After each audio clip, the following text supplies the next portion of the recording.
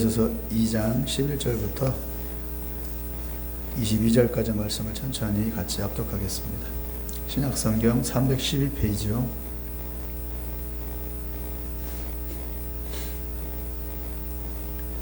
에베소서 2장 11절부터 22절까지 천천히 같이 읽겠습니다. 시작. 그러므로 생각하라. 너희는 그때 육체로는 이방인이요 손으로 육체에 행한 할례를 받은 무리라 칭하는 자들로부터 할례를 받지 않은 무리라 칭함을 받는 자들이더라. 그때 너희는 그리스도 밖에 있었고 이스라엘 나라 밖의 사람이라. 약속의 언약들에 대하여는 외인이요 세상에서 소망이 없는 자이더니 이제는 전에 멀리 있던 너희가 그리스도 예수 안에서 그리스도의 피로 가까워졌느니라. 그는 우리의 화평이신지라. 둘로 하나를 만드사 원수된 것 곧 중간에 막힌 담을 자기 육체로 하시고 법조문으로 된 계명의 율법을 폐하셨으니 이는 이 둘로 자기 안에서 한 새 사람을 지어 병하게 하시고 또 십자가로 이 둘을 한 몸으로 하나님과 화목하게 하려 하심이라. 원수된 것을 십자가로 소멸하시고 또 오셔서 먼데 있는 너희에게 평안을 전하시고 가까운 데 있는 자들에게 평안을 정하셨으니 이는 그로 말미암아 우리 둘이 한 성령 안에서 아버지께 나아감을 얻게 하려 하심이라. 그러므로 이제부터 너희는 외인도 아니요 나그네도 아니요 오직 성도들과 동일한 시민이요 하나님의 권속이라. 너희는 사도들과 선자들의 터 위에 세우심을 입은 자라. 그리스도 예수께서 친히 모퉁이 돌이 되셨느니라.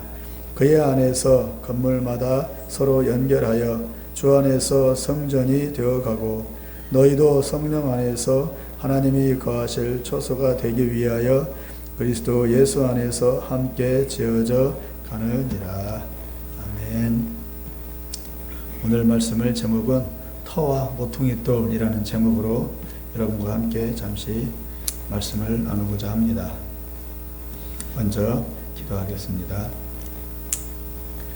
우리를 지으시고 또 세상을 다스리라고 명령하신 하나님 아버지, 우리에게 믿음과 용기를 더하여 주시어 세상을 향하여 전진하고 또 전진하게 하여 주시옵소서. 우리는 결코 이 땅에 주저앉아 신세한탄할 수 없으며 이기고 또 이겨서 주님의 뜻을 이루고 승리를 쟁취해야 할 것입니다. 우리 앞에 수많은 어려움과 난관들이 널려 있을지라도 우리 앞에 가시는 예수님의 뒤를 따라 거침없이 전진하기를 소망합니다. 우리를 강건케 하시어 사단의 괴계를 깨뜨리고 주님의 선한 역사를 이루어 주의 나라를 준비케 하여 주옵소서. 이 시간 이방인과 유대인 그리고 각자의 처지와 형편이 다른 이들이 모여 함께 예배드리고 주님을 섬기는 한 공동체로 이루어져 가는 것에 대해 말씀을 나누고자 합니다. 단순히 모였다 헤어지는 모임을 지나서 우리의 심령이 힘을 얻고 영양분을 공급받으며 또한 이 땅에서의 우리의 역량과 다스림의 사명을 이루어가는 그런 공동체와 또 그 지체로서의 우리 자신을 돌아보고자 합니다.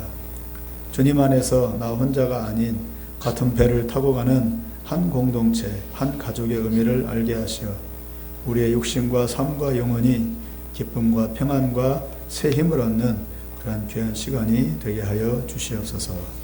예수님의 이름으로 기도합니다. 아멘. 사실 우리는 처음부터 하나님을 몰랐습니다. 듣기는 했지만 그 하나님이 누군지 나와 무슨 상관이 있는지에 대해서는 이전에는 전혀 몰랐고 또 관심조차도 없었습니다. 저도 그랬어요. 먹고 살기 바쁘고 내 인생 내가 힘쓰고 애쓰지 않으면 누가 책임져 주겠습니까? 그래서 많이 복음을 듣기는 했어도 하나님 얘기를 듣기는 했어도 다 거부했었습니다.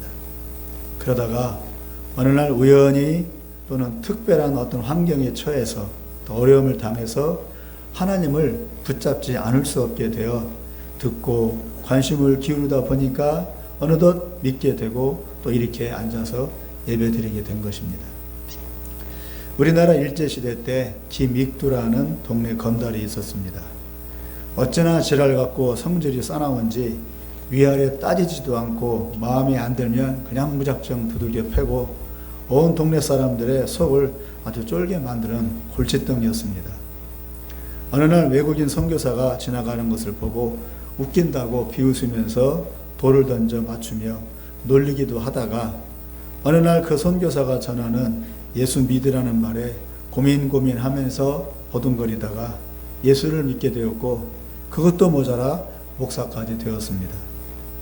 그 성격대로 전도할 때에도 우격다짐으로 협박하듯이 밀어붙여서 많은 이들을 구원시켰고 나아가 성령의 불을 받아 수많은 사람의 병을 고치고 귀신을 쫓아내는 그런 큰 부흥사로 쓰임받았습니다. 누가 그런 낡은 달이 예수 믿고 목사가 되리라고 생각했겠습니까? 아무도 모를 일입니다. 오직 하나님이 하실 일입니다. 오늘 본문에 보면 11절에 우리의 정체에 대해서 바울이 적나라하게 사실대로 말해주고 있습니다. 이방인이고 할례받지 않는 자들이고 결국 구원이 없고 진리도 없고 버려진 존재들이 바로 우리라는 사실을 바울은 말해주고 있습니다. 처음부터 예수를 믿지 않았던 우리는 사실 산 목숨이 아니고 버려진 인생, 생명 없는 시체 같은 인생을 살던 이들이었는데 하나님이 일방적으로 그런 환경을 열어주셔서 하나님을 믿지 않을 수 없게 하신 겁니다. 그러니 우리는 이전과 다른 생각과 마음을 갖고 새 삶을 살아야 합니다. 저도 대학에 들어가니까 들어간 날부터 그냥 데모로 시작하는 거예요. 데모로 시작해서 데모로 끝나는 학교였어요. 그 당시에 그 학교가 우리나라에서는 첫째 가라면 서러워할 만큼 데모를 많이 하는 학교더라고요. 매일 체류탄 가스 맞고 출근해서 등교해서 체류탄 맞고 하교하고 그런 생활을 하다 보니까 그리고 학생들은 학교 공부는 대충 하고 오로지 그 이념 투쟁에만 몰두해가지고 오로지 데모 하는 얘기가 다 그런 얘기고 술 먹고 하는 얘기가 다 그런 얘기. 그러다 보니까 대학생활 자체가 황폐해지더라고요.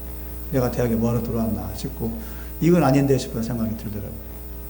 그리고 황폐한 생활 가운데서 이제 군대를 가게 되고 군대에서 나와서 이제 예수님을 만나게 된 거죠. 그러니까 그런 환경이 처해지지 않았다면 대학생을 재미있게 잘했다면 예수 믿을 기회가 없었겠죠. 그러니까 대학생활 자체가 힘들고 어렵다 보니까 군대로 도망갔다가 또 군생활도 힘들고 그런 가운데서 예수님을 만나게 된 것이죠. 이런 환경이 오히려 우리에게는 힘들고 어려운 환경이었지만 그 당시에는 지나고 나면 그 어려운 환경이 있었기 때문에 지금의 내가 있지 않았는가 그런 생각을 하게 됩니다. 그러니까 그렇게 본다면 우리 인생길에서도 고난과 어려움을 오히려 우리에게는 독이 아니라 약이 될 수 있다는 사실. 우리가 그걸 기억할 필요가 있는 것 같아요. 그러므로 이 시간의 말씀을 통해서 우리의 정체성과 그리고 나아갈 삶의 비전을 새롭게 붙잡는 그런 시간이 되었으면 좋겠습니다. 우리 12절 말씀을 다 같이 한번 읽어보겠습니다. 12절요. 시작. 그때 너희는 그리스도 밖에 있었고 이스라엘 나라 밖의 사람이라. 약속의 언약들에 대하여는 외인이요 세상에서 소망이 없고 하나님도 없는 자이다. 처음부터 우리는 그리스도 밖에 있었고 외인, 즉 버려진 존재였답니다. 그래서 아무 소망이 없고 악착같이 먹고 살아남기 위해서 버둥버둥거리는 의미 없는 그런 헛된 인생을 살던 인생들이라고 사도 바울은 딱 단정짓고 있습니다. 왜? 바울도 그랬습니까? 과연 그렇게 생각합니까? 예수 안 믿는다고 과연 헛사는 겁니까? 하나님 모른다고 산 목숨이 아니고 죽은 목숨이 되는 겁니까? 바울은 그렇게 말하고 있어요. 아니라고 말하고 싶은데 성경과 하나님은 그렇다고 말씀하십니다. 예수 모르고 하나님 안 믿으면 헛사는 시체 같은 인생이라고 딱 잘라서 말합니다. 그러면 그것이 맞습니다. 그것이 진리이고 우리 생각과 마음이 틀린 겁니다. 하나님과 성경은 결코 틀리지 않기 때문입니다. 그게 믿음이죠. 그러나 멀리 있던 우리가 그리스도 예수 안에서 그리스도의 피 흘리심을 믿음으로 하나님과 가까워졌고 산 목숨이 이제 되었습니다. 해방된 거죠. 새롭게 태어난 거죠. 그래서 거듭남이라고 하는 겁니다. 두 번 다시 태어난 거. 그리고 교회로 오게 되었고 우리의 입으로 찬양과 기도와 신앙 고백을 지금 우리가 하고 있습니다. 늘 불평, 불만과 원망과 욕과 탄식으로 가득했던 우리의 입술이 이제는 하나님께 감사하고 간구하고 찬양하며 노래하는 그 입술로 변했으니 이것이 은혜이고 이것이 하나님이 살아계셔서 우리와 함께 하신다는 증거가 아니고 뭐겠습니까? 14절에 보면 둘로 하나를 만드신다고 했습니다. 이 글을 쓴 바울의 마음에는 항상 자기 동족 유대인들의 구원이 제일 우선이었습니다. 이방인들의 사도로 부름을 받아 이방인 사역자가 되었음에도 불구하고 그의 마음에는 사실 유대인 구원이 더 깊이 자리 잡고 있었던 것입니다. 이방인인 너희가 이제 그리스도 예수를 믿음으로 하나님의 자녀가 되어서 하나님의 원래 자녀인 유대인들과 한 형제 자매가 되었으니 마음과 뜻과 인생의 방향을 같이 하라고 바울은 당부하고 있습니다. 왜냐하면 에베소 교회는 유대인들과 이방인들이 섞여 있었기 때문입니다. 왜 그렇게 유대인을 앞세웁니까? 우리 유대인이 아닌데, 우리는 이방인인데. 우리 한민족은 유대인을 모르고 그들의 이 땅에 산 적도 없고 그들에 대해서 배운 것도 없습니다. 그런데 왜 자꾸 성경은 유대인하고 떠듭니까? 이방인 선교한 바울마저 결국은 자기 동족 유대인을 구원하려고 땅끝까지 이방인 선교 사역을 했다는 것을 보면 기가 찹니다.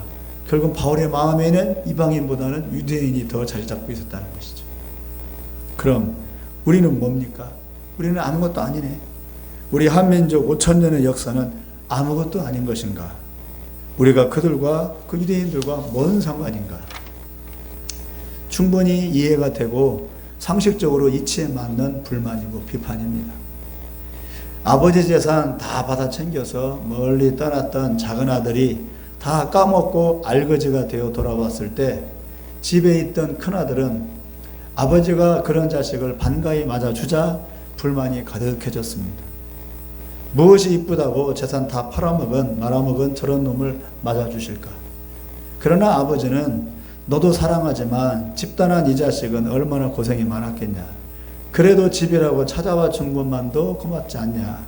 잘못은 했지만 받아주자, 용서해 주자라고 하시듯이 하나님은 이쁜 짓이라고는 별로 한 적이 없고 선택받은 특별한 민족이라고 우쭐대던 그 유대인들을 그래도 잊지 않고 불쌍히 여기시고 그들이 다시 돌아오기를 대문 열어놓고 기다리고 계시다는 것을 바울은 3층 천에 가서 하나님을 배웠고 알게 되어 결코 유대인 민족을 버리지 않으신 하나님의 마음으로 이렇게 지금 말하고 있는 겁니다.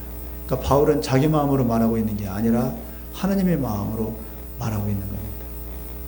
또한 하나님은 이 세상 역사의 축을 유대인으로 기준을 삼고 운영하고 계시기 때문에 유대인을 제외하고는 인간 역사를 말할 수가 없도록 처음부터 그렇게 작정하셨기 때문에 더욱 유대인을 고려하지 않을 수 없는 것입니다. 아브라함과 하나님이 맺은 그 첫 언약 때문에. 사람들은 지금 이스라엘 하마스 사태에서 왜 이스라엘이 팔레스타인 사람들을 저렇게 많이 죽이고 괴롭히고 파괴시키고 있냐고 이스라엘을 비난합니다. 인지상정이죠. 당연하죠. 상식적으로. 그렇게 보이니까. 그래서 전쟁, 이 하마스 사태 이전보다 더 많은 이들이 오히려 이제는 하마스가 아니라 이스라엘을 더 싫어하고 이스라엘을 더 저주하고 있습니다. 감정적으로는 그럴 수 있지만 사실을 제대로 안다면 그러나 다르게 보일 수 있습니다. 1200여 명의 민간인들을 하마스가 개나 돼지를 잡듯이 처참하게 난도질해서 죽였습니다. 내 가족을 그리했다면 반드시 복수해야 합니다. 또한 중동 지역에서는 당한 만큼 반드시 되갚아 준다는 복수 문화가 일반적입니다. 안 그러면 복수를 하지 않으면 집안 대대로 수치로 남습니다. 그게 중동 문화입니다. 우리하고 틀려요. 반드시 복수를 해야 돼요. 중동에서. 이스라엘은 반드시 복수를 해야 하고 하마스를 완전히 제거를 해야 할 입장이 되어버린 겁니다.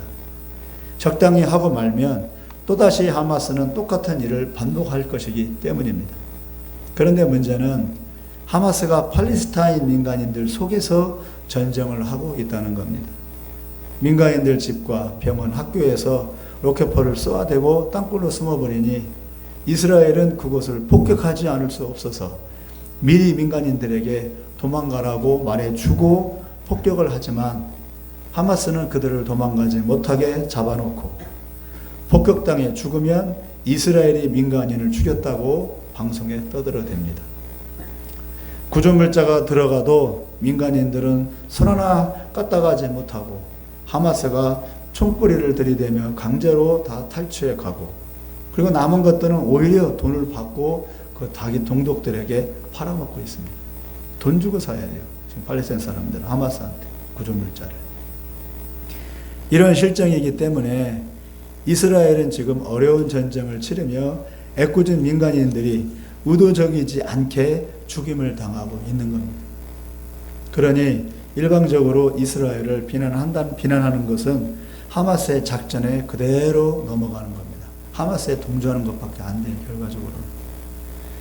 이처럼 세상은 이스라엘 유대인들을 미운 털을 가진 우리 새끼로 여기고 팔레스타인 편을 일방적으로 따지지도 않고 들고 있습니다.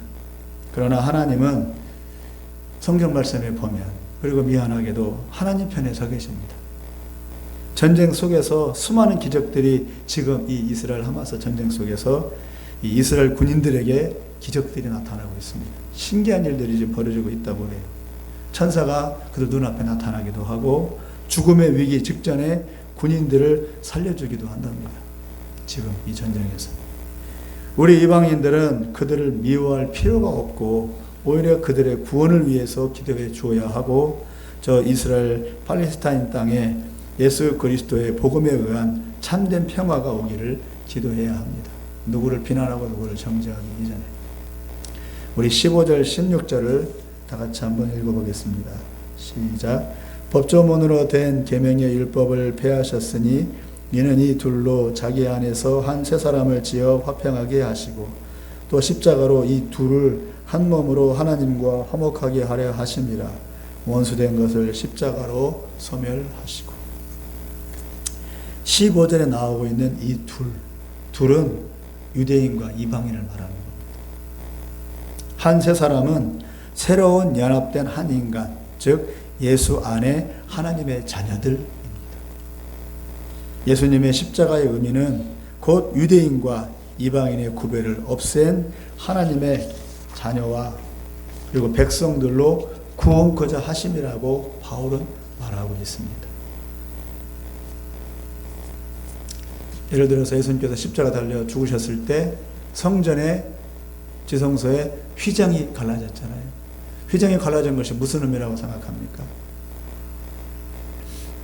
휘장이 갈라진 것이 무엇이라고 생각합니까? 일반적으로는 교회에서 그렇게 해석을 합니다. 이제 복음이 왔다. 율법 시대가 아니다. 그러므로 하나님을 믿고 하나님을 섬기는 그 모든 복음과 율법은 제사장들만의 존인물이 아니라 모든 평민들에게도 모든 일반인들에게도 복음이 증거된 것이다 라고 말해주는 것이라고 그렇게 이해를 했어요. 그런데 달리게 보면은 이런 의미도 돼요. 휘장이 갈라졌다는 것은 바로 이 하나님의 구원이 유대인의 전유물이 아니라 이제 이방인에게도 구원의 문이 열렸다라고 말해주는 것이라고도 볼 수가 있어요. 왜냐하면은 성전에 보면은 뜰이 있어요. 뜰은 바로 이방인의 뜰이에요. 이방인들이 와서 거기에 제사를 지내도록 하기 위해서 뜰을 만들어 놨어요. 성전 자체. 유대인만 들어가는 것이 아니에요. 그러니까 그 뜰을 가리고 있는 그 천이 휘장이 갈라진 것은 바로 유대인과 이방인 모두가 와서 하나님 앞에 예배드려라 라고 하는 하나님의 마지막 때의 종말론적인 구속사가 담겨 있는 것이죠. 그런 의미로 볼 수 있어요. 먼저는 유대인이고 그러나 먼저는 유대인이고 그 다음에 이방인이랍니다. 그래서 유대인 사도들을 통해서 이방인에게 복음이 전해진 겁니다. 그러니까 유대인들로부터 우리는 복음을 받은 거예요, 사실은. 유대인으로부터 전해진 복음을 받아 우리가 구원받았고 성도와 하나님의 권속으로 인정된 겁니다. 우리는 이 차가운 현실에 내동댕이 쳐진 고아와 같은 존재들이 아니라 하나님이 결코 잊지 않고 끝까지 사랑하시는 하나님의 성도와 자녀들이 된 겁니다. 십자가로. 이것을 의심하지 말고 믿으라고 바울은 지금 말하고 있습니다. 왜? 에베소 교회 현실이 어렵잖아요. 유대인들도 어렵고 이방인들도 어렵고 그 당시 로마 그리스 사람들로부터 핍박을 받고 있는 그런 상태였기 때문에 낙심하지 말라고 말해주고 있는 겁니다. 오히려 너희들이 힘을 합하고 마음을 합해서 하나님을 잘 믿고 견뎌내라 라고 권면해주고 있는 겁니다. 지금 우리에게도 똑같습니다. 이것을 안 믿으면 신앙생활이 더 힘들고 의미 없고 나아가 나가리가 되지만 이것을 굳건히 붙잡고 믿으면 지금은 어려워도 곧 그 믿음의 열매들이 주렁주렁 맺어질 것이라고 바울은 말하고 있습니다. 그러므로 십자가 은혜를 붙드는 믿음이 우리의 현실을 바꾸고 내 삶을 변화시키는 능력이 됩니다. 더욱 믿을수록 그 변화는 더욱 뚜렷할 것입니다. 십자가 외에는 우리가 붙들 것이 아무것도 없습니다. 우리의 경험도 우리의 판단도 지식도 다 쓸모없는 겁니다. 우리를 위해서 죽으시고 부활하신 예수님의 그 십자가를 붙드는 것만이 우리가 살 수 있는 길이고 우리 현실을 이길 수 있는 비결입니다. 20절에 사도들과 선지자들의 터라고 했습니다. 성경은 선지자들과 사도들에 의해서 기록된 편지와 기록들입니다. 우리의 신앙은 우리의 헌신과 유산에 의해서 그들의 헌신과 그들의 유산에 의해서 다져진 겁니다. 다른 누구도 아닌 하나님의 계시를 받은 사도들과 선지자들의 증거를 우리는 더욱 붙잡아야 합니다. 기도하면서 들리는 음성과 환상이 우리의 신앙에 활력소를 주기는 하지만 그러나 그보다 더 무엇보다 성경의 약속의 말씀에 더 큰 비중을 두어야 뿌리 깊은 믿음이 됩니다. 21절과 22절에 보면 성전이 아니고 하나님이 거하신 처소라고 그렇게 표현하고 있습니다. 내가 예수 믿고 구원받고 천국 가는 것으로 끝이 아니라 그런 믿음으로 살아가는 삶의 모습 자체가 교회를 이루고 더 넓게는 하나님의 임재가 있는 믿음의 공동체, 하나님의 나라를 이루어가는, 차츰차츰 이루어가는 것이 된다고 말해주고 있는 겁니다. 성전은 건물 성전이 아니라 하나님이 거하시는 임재의 의미를 담고 있습니다. 내 안에 성령이 거하신다고 했고 두세 사람이 내 이름으로 모인 곳에 하나님이 함께 하시는 겁니다. 그렇게 했으니 예수를 믿는 내 심령과 예배하는 우리 교회 가운데 하나님이 함께하는 것이죠. 그러므로 우리의 존재 의미와 가치는 예수 믿고 복받아 평안히 잘 살다가 천국 가는 게 아니고 살아있는 동안과 죽은 이후에 하나님의 권속으로 그리고 하나님의 나라를 이루는 존재로 살아가는 것 자체입니다. 주님은 땅의 것을 구하지 말고 위의 것을 구하라고 말씀했습니다. 땅의 것을 구하면 이 모든 교훈이 쓸데없는 것으로 여겨지지만 위의 것을 구한다면 이보다 더한 위로의 말씀은 없을 것입니다. 예수 믿고 구원받아 잘 먹고 잘 살다가 천국 가는 것이 우리의 신앙이라고 한다면 그러면 성경하고 안 맞아요. 전혀 안 맞아요. 네. 예수 믿어도 고난받을 수 있어요. 예수 믿어도 복 받지 못할 수도 있어요. 예수 믿어도 더 어려운 일이 생길 수 있어요. 그럼 뭐예요? 뭐로 예수 믿어? 잘 먹고 잘 살다가 천국 가는 것이 예수 믿는 것이라고 한다면 결국 중요한 것은 어려운 일이 닥쳐도 끝까지 인내하며 순종하며 믿음을 잃지 않고 또 행복한 일이 닥쳐도 교만하지 않고 안일에 빠지지 않고 끝까지 믿음에 따라서 순종하며 하나님 안에서 그리고 믿음의 공동체 안에서 믿음의 삶을 사는 것 그 자체 그 속에 하나님이 함께 하시니까 그걸 통해서 그 삶 자체 그 믿음의 공동체 무리 자체를 통해서 하나님이 증거되는 것 하나님이 나타나는 것 그것은 하나님이 원하시는 겁니다. 그것이 차츰 쌓여서 하나님의 나라로 만들어져 가는 겁니다. 그런 삶을 무시해버리고 나는 예수 믿고 구원받아 잘 먹고 잘 살다 천국 간다. 그럼 삶이 없잖아요. 삶이. 너 뭐 하다 왔냐 할 때 뭐라고 하나님한테 말할 거예요. 내가 믿음으로 인내하고 순종하고 어려운 일이 닥쳐도 끝까지 믿음 지켰고 행복한 일이 있어서 오만하지 않고 안일에 빠지지 않고 우리 믿는 무리들과 함께 주님의 영광을 나타내며 예배드리며 찬양하며 전도하며 주님의 영광을 나타내는 그런 모습을 살다가 왔습니다 라고 해야 우리가 하나님 앞에 할 말이 있지 않겠습니까? 그러므로 우리 신앙생활에는 행복도 있지만 고난도 있어요. 올해 나중에 아까 말씀드렸잖아요. 고난이 지나고 나니까 그것이 나한테 독이 아니라 유익이 되었다. 올해 좋은 일이 나중에 가서 그게 독이 될 수도 있는 거예요. 잘못 오해를 하게 되면. 우리 할 나름입니다. 우리가 믿음으로 그 모든 일들을 잘 소화시키고 잘 갈무리하시기 바랍니다. 그러면 아무리 쓴 일도 단 일도 우리에게 다 열매가 될 것입니다. 그것이 필요합니다. 우리에게. 그 믿음이. 말씀을 맺겠습니다. 22절 마지막 부분에 그리스도 예수 안에서 함께 지어져 가느니라고 그렇게 말씀합니다. 함께 지어져 간대요. 원래 하나님의 성전으로. 누가요? 나만이 아니라 우리 같은 무리가. 그러니까 같은 무리가 필요한 거예요. 중요하고. 우리 교회 공동체가 중요한 겁니다. 혼자서는 살 수가 없어요. 혼자서 끙끙 앓고 혼자 죽도록 금식기도 해봤자 한계가 있어요. 같이 그리스도 예수 안에서 함께 지어져 가느니라. 날마다 일상에서 주님의 이름을 부르고 교제하면서 나의 속사람이 더욱 변화되고 믿음으로 강건케 되어야 합니다. 그리고 더 나아가 그런 모습들이 모이고 모여서 힘있고 생동감 넘치는 교회 공동체가 이루어져 주님의 날을 준비하게 되는 것입니다. 비록 우리 앞에 현실이 녹록지 않고 차갑고 또 버거울지라도 하나님이 우리에게 주신 이 믿음을 가지고 우리 현실을 잘 이겨나가시기를 바랍니다. 함께. 예수 안에서 함께라고 했으니 주님이 늘 우리와 함께 하시며 채우시고 또 힘주실 것입니다. 우리가 함께 할 때. 어제보다 더 나은 오늘과 내일을 꿈꾸며 낙심하지 말고 소망과 비전을 품고 전진해 나아가시는 우리 모두가 되시기를 간절히 기원합니다. 기도하겠습니다. 이 시간 잠시 통성으로 우리 입을 열어서 기도하겠습니다. 하나님, 내 앞에 닥쳐있는 현실을 잘 이겨낼 수 있도록 믿음을 주십시오. 쓴 일, 단 일들을 잘 소화할 수 있는 강건한 믿음을 주십시오. 결국 믿음이 이깁니다. 결국 남는 것은 믿음밖에 없습니다. 우리의 믿음으로 잘 소화하여 우리를 통해서 나 자신을 통해서 이루고자 하시는 하나님의 선하신 뜻과 계획을 반드시 이루게 해달라고 시간 통성으로 잠시 1분간만 입술을 열어서 기도하겠습니다.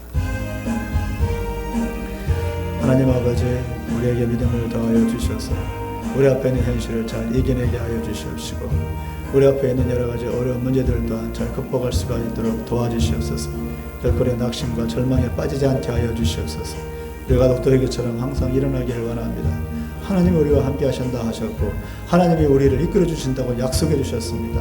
그 약속 붙들고 믿음으로 나아가게 하여 주셔서 오히려 그 모든 일들이 우리를 통해서 선한 열매로 열매 맺을 수가 있도록 인도하여 주시기를 기도합니다. 우리의 가정과 우리의 교회를 주 앞에 올려드립니다. 우리 형제 자매들 또한 주님 앞에 우리 자녀들 주 앞에 올려드리오니 빚어주시고 인도해 주셔서 아름답게 만들어서 참으로 주님께 기쁨이 되고 주님께 열매가 될 수 있는 모습들로 인도하여 주시옵소서. 그래야 주님을 영화롭게 하며 더욱 주님과 함께 기뻐하고 더욱 주님과 함께 즐거워하는 그런 믿음의 삶을 살아갈 수가 있도록 인도하여 주시옵소서.